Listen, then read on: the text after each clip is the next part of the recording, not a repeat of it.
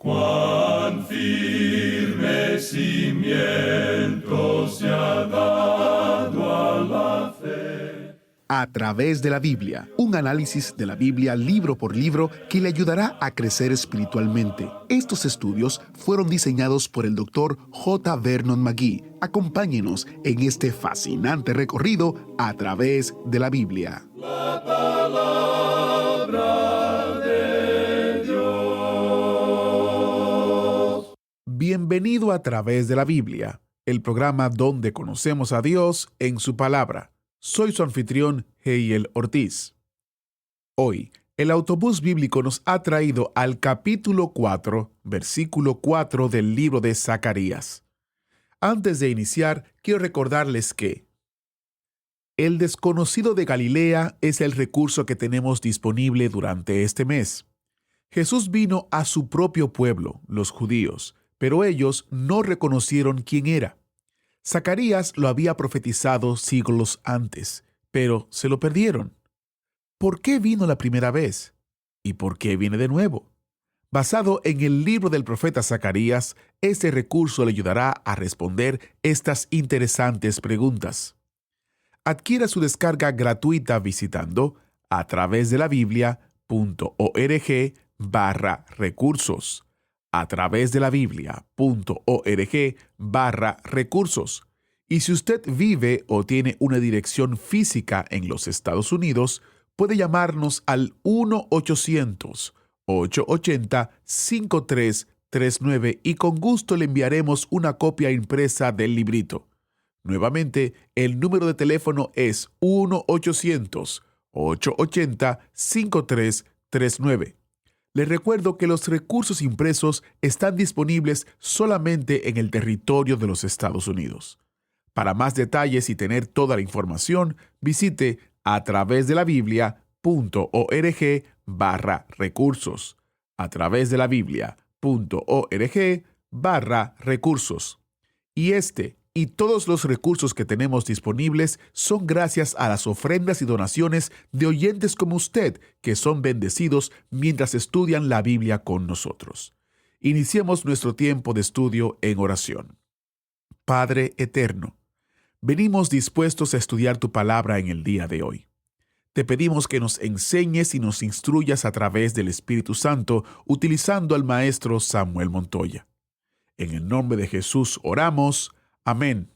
Y ahora, iniciamos nuestro recorrido bíblico de hoy, con las enseñanzas del Dr. McGee en la voz de nuestro maestro Samuel Montoya. Continuamos hoy, amigo oyente, viajando por el libro de Zacarías y volvemos a este capítulo 4. Y en nuestro programa anterior habíamos llegado hasta el versículo 4. Usted recordará que esta es la visión del candelero de oro y los olivos. Este candelero es idéntico al que se encontraba en el tabernáculo y más adelante en el templo. Es probablemente el cuadro más completo y mejor de Cristo que tenemos en el tabernáculo. Ahora, la medida nunca fue dada porque el oro habla de la deidad de Cristo. Y este era un candelero de oro y uno no puede medir la deidad. Así es que nunca fueron dadas las medidas, pero fue hecho de una forma maravillosa. Fue hecho en la forma de una flor de almendro. Y allí en esa copa se colocaban pequeñas lámparas, luego de haber sido llenadas de aceite. Las mechas de sus lámparas habían sido cortadas para que dieran buena luz. Y el candelero habla del hecho de que el Espíritu Santo toma las cosas de Cristo y nos las muestra. El candelero contenía el aceite y la luz era dada. Este es el Espíritu Santo, y Cristo envió al Espíritu Santo al mundo.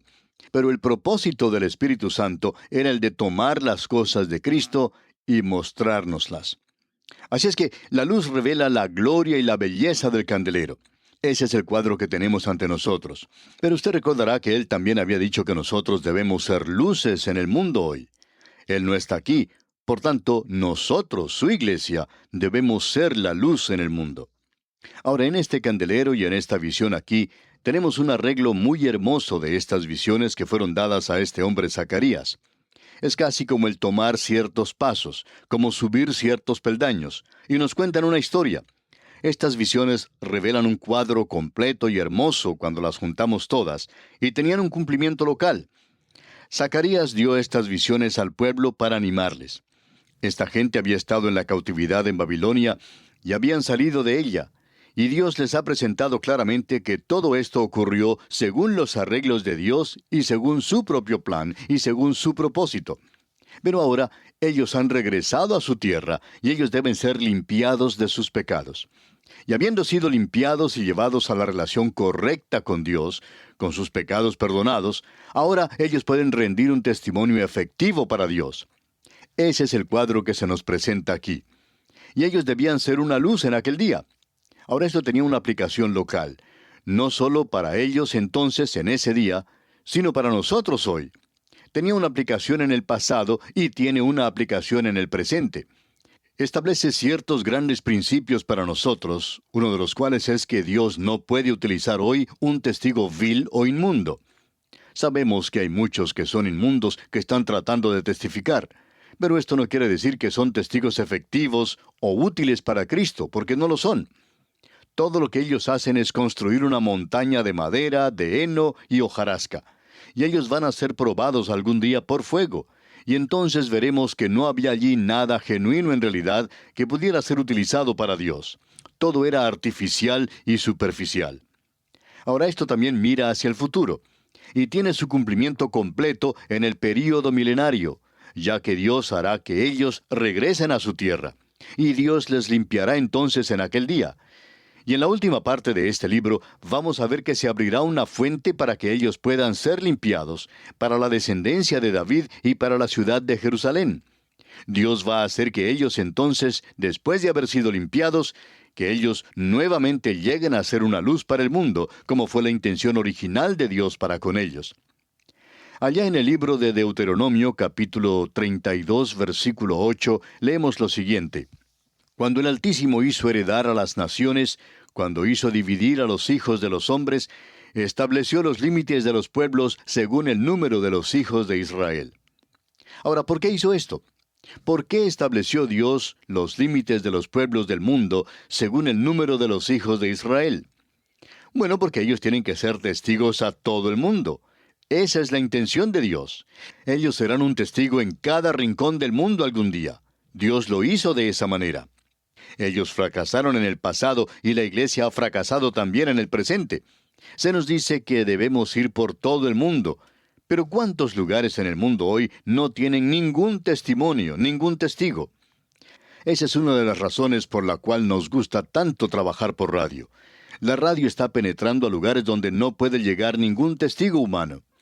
En cierta ocasión recibimos correspondencia de Sudamérica, donde se nos informaba que un joven llegó a conocer a Cristo escuchando el programa radial.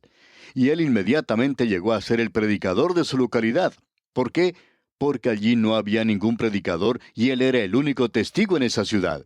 Y él llegó a ser un evangelista muy ferviente. Él llegó a ser una luz para el Señor en ese lugar. Así es que debemos ver que en el día de hoy la radio está penetrando y levantando a multitudes que son testigos para Cristo. De modo que este versículo tiene mucho significado aquí. Y no es el único. Allá en Ezequiel capítulo 5, versículo 5 leemos, Así ha dicho Jehová el Señor, Esta es Jerusalén, la puse en medio de las naciones y de las tierras alrededor de ella. ¿Para qué? Para que pudiera ser un testigo. Y la razón por la cual ese lugar es tan sensitivo es en primer lugar porque Dios lo ha elegido y lo ha hecho de esa manera. Pero la razón por la cual lo eligió fue porque es el centro mismo de 3 continentes.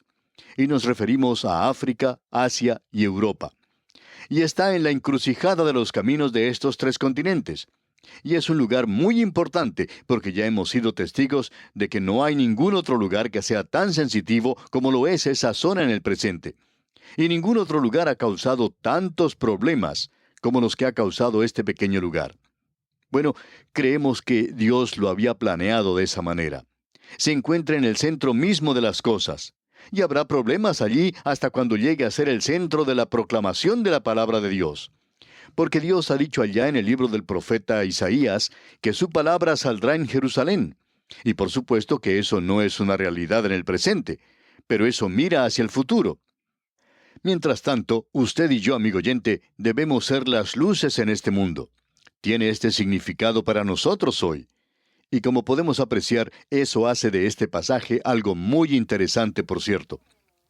Ahora, con estos antecedentes, leamos entonces lo que nos dice el versículo 4 de este capítulo 4 de Zacarías.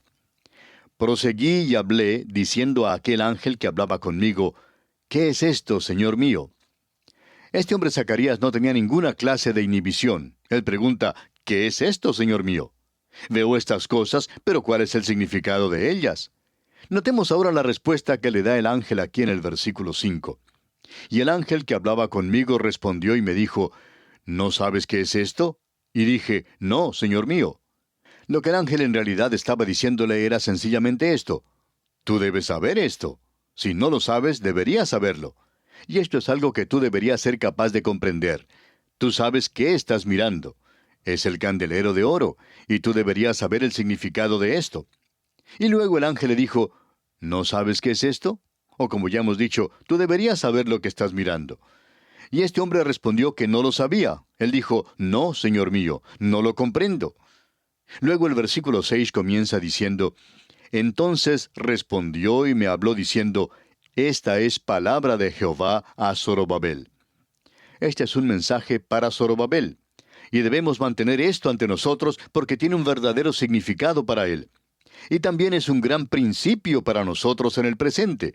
Y aquí tenemos este mensaje. Dice en la segunda parte del versículo 6 de Zacarías, no con ejército ni con fuerza, sino con mi espíritu, ha dicho Jehová de los ejércitos. Ahora esta expresión, no con ejército ni con fuerza, es bastante interesante. Aquí nos está hablando de fortaleza física. Tiene que ver con lo que llamaríamos hoy agilidad mental. Es aquello que tiene que ver con una decisión sabia.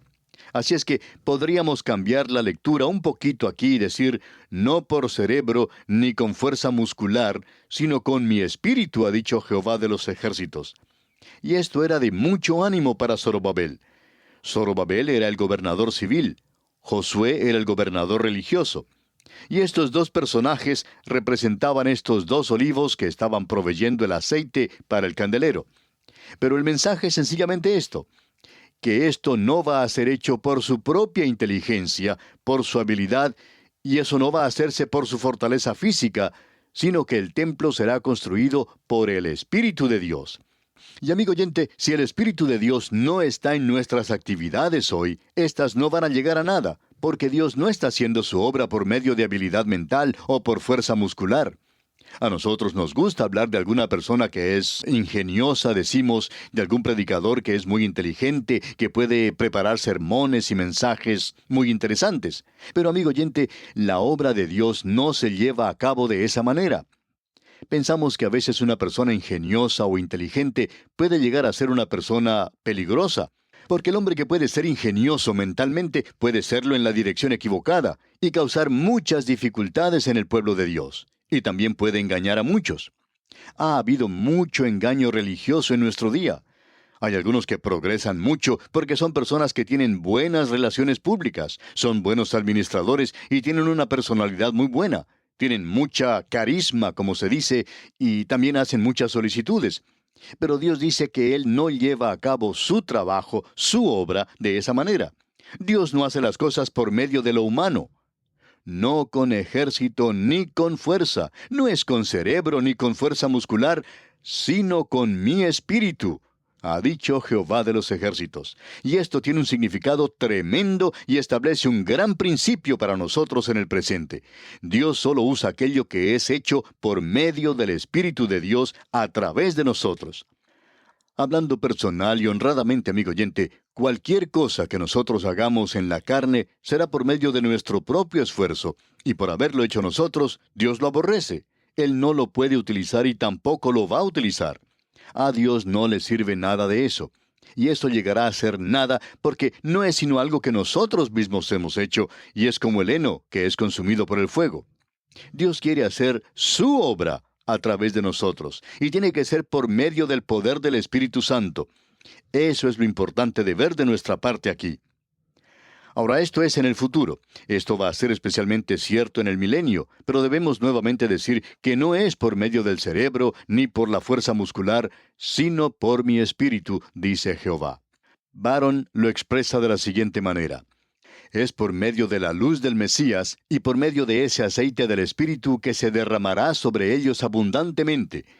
Es así como el candelero de Israel brillará con una brillantez séptupla para la iluminación de todas las naciones de la tierra.